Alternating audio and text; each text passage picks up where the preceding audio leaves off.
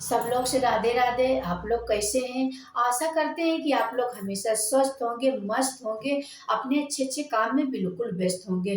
तो मैं हूँ आपकी रंजना और स्वागत करती हूँ वैष्णवी देसी साग चैनल में।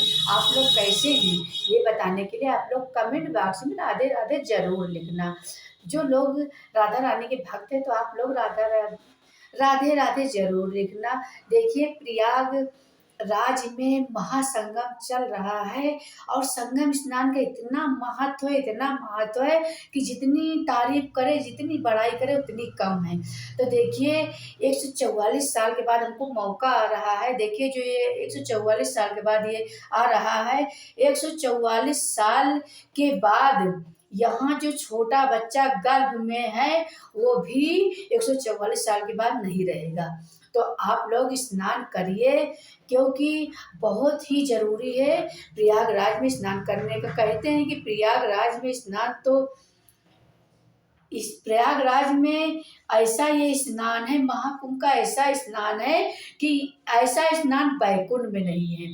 कहते हैं कि जो लोग प्रयागराज में ये महाकुंभ में स्नान कर लेता है तो वो धरती में यानी पुनः जन्म यानी कि फिर आए फिर जाए, फिर आए फिर जाए, यही लगा रहता है। तो कहते हैं कि जो लोग ये 144 साल का महाकुंभ लगा हुआ है तो वो जो स्नान कर लेता है वो दोबारा धरती पर नहीं आता, वो भगवान की शरण में प्राप्त कर लेता है, भगवान उसको अपनी शरण में जगह दे देते हैं। तो इस तरह से हमको महाकुंभ का लाभ है। तो महाकुंभ में हमको स्नान कैसे करना चाहिए, किस तरह से करना चाहिए?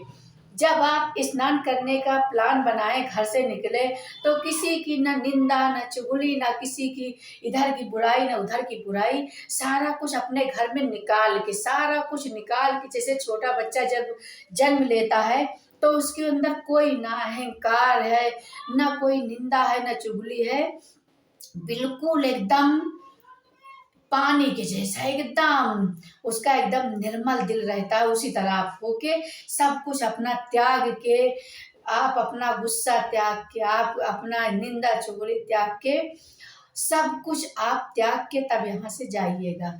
उसके बाद में आपको क्या करना है कि वहाँ से आपको कौन सा एक चीज़ ज़रूर लाना है।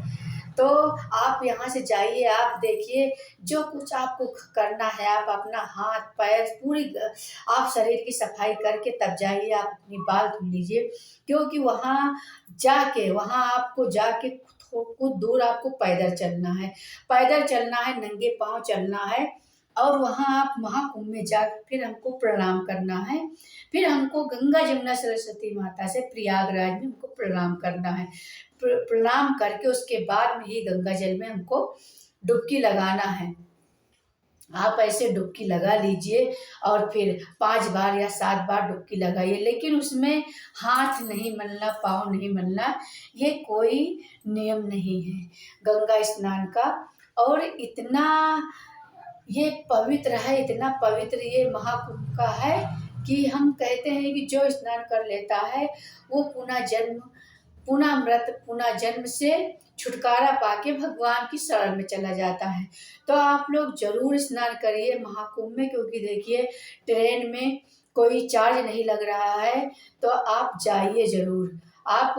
और वहाँ से आप इतना, जब ये बताइए कि जब उस गंगा जल में, उस महाकुंभ में स्नान करने का इतना महत्व है तो वहाँ से जल लाने का कितना महत्व होगा कि वो गंगा मैया को, यानी उस कुंभ कलश था, तो 144 साल के बाद ये महाकुंभ आया है। तो देखिए वहाँ से गंगा जल लाने में आपको कितना लाभ मिलेगा, कितना आपको पुण्य मिलेगा।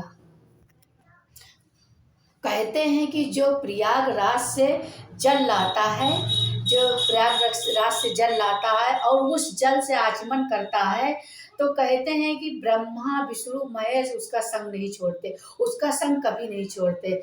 तो हमको उस दिन जरूर, यानी प्रयागराज यात्रा हमको जरूर करनी चाहिए, कुंभ में स्नान जरूर करना चाहिए। कुंभ में स्नान करते समय आप गलती बिल्कुल ना करें।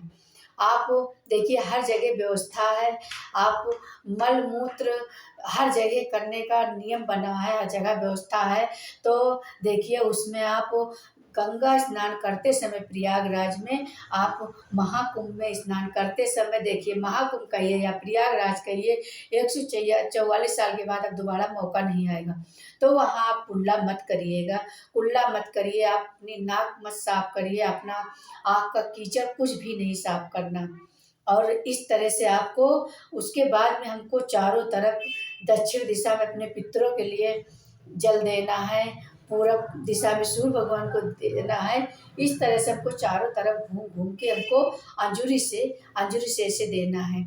हमेशा गीले वस्त्र, जब आप स्नान करें तो गीला वस्त्र में आपको जल देना है, गीला ही वस्त्र में आप जल दीजिएगा। दान भी जो आप ब्राह्मण को, पंडित को कर रहे हैं तो गीले ही वस्त्र में, जैसे ही हम ऐसे डुबकी लगाएं, आप ऐसे 7 बार ऐसे डुबकी लगाएं बस, और ना कोई हाथ मलना है ना पैर मलना है। क्योंकि जो कुछ देखिए हम जा रहे हैं अपना पाप धोने, जो कुछ देखिए हर इंसान से गलती होती, चाहे जो जितना करे कि हमसे गलती नहीं होती, लेकिन हर इंसान से गलती जरूर होती। तो हम जाते हैं कि जाके हम महाकुंभ में हम स्नान करें और अपना सारा पाप धो आए। तो आप लोग ये गलती मत करिएगा कि देखिए हम पाप धो रहे हैं और दोबारा हम वहाँ से पाप फिर अपने ला रहे हैं। देखिए आप गंगा जी में गलती कर रहे हैं तो आप दोबारा फिर पाप कर रहे हैं। तो इसलिए आप गलती क्यों करिएगा, गलती ना करिए। क्योंकि अगर आप गलती करेंगे तो गंगा मैया भी कहेंगी कि देखिए ये पाप धो के अब दोबारा पाप, ये घर से फिर पाप की गठरी लेके जा रहे हैं। तो आप इस तरह की गलती मत करिएगा। और गंगा मैया से हाथ जोड़ के, गंगा जमुना सरस्वती माता से आप प्रणाम करिएगा, हाथ जोड़ कर कहिए कि जो कुछ गलती हुई हो हमको माफ़ करिएगा, और सारी अच्छाई बुराई आप उनके चरणों में छोड़ दीजिए। क्योंकि देखिए ये महाकुंभ में गंगा स्नान का इतना महत्व है, इतना महत्व है, और मौन रह के स्नान करने का बहुत ही महत्व माना गया है। क्योंकि देखिए ये माघ महीना ऐसा है कि इसमें मौन रह के स्नान करने का बहुत ही महत्व है।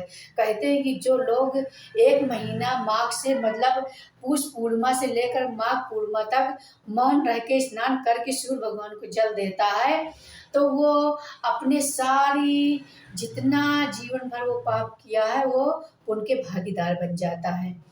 और ये कहते हैं कि 1 साल जो पूर्णिमा नहाता है, 1 साल मतलब 1 साल में समझो कि 12 महीने का पूर्णिमा हो गया, तो जो 12 महीने का पूर्णिमा नहाता है वो माघ स्नान से आपको फल मिल जाता है। सिर्फ आप गंगा जल में डालकर स्नान करिए बिना बोले। तो इस तरह से हमको गंगा स्नान करना है। और वहाँ से आप एक चीज़ लाना ना भूलें, आप ला सकते हैं तो सिंदूर भी लाइए, बिंदी भी लाइए, लेकिन गंगा जल ज़रूर लाइए। क्योंकि देखिए हम स्नान के लिए ही गए हैं, हम गंगा जल में स्नान करने के लिए गए हैं, तो हमको गंगा जल ज़रूर लाना है। ये गलती आप ना करें। और अगर इससे पहले मेरी वीडियो आप लोग को अच्छी लगती है तो आप लोग मेरी वीडियो को लाइक करिएगा, शेयर करिएगा, कमेंट करिएगा, और कमेंट में आप लोग राधे राधे ज़रूर लिखिएगा। जो लोग राधा रानी के भक्त हैं राधे राधे ज़रूर लिखिए। और जो लोग मेरे चैनल पर नए हैं तो लोग सब्सक्राइब ज़रूर कर लेना। फिर मिलते हैं किसी अच्छी वीडियो के साथ, तब तक के लिए राधे राधे। जोर से बोलिए राधे राधे।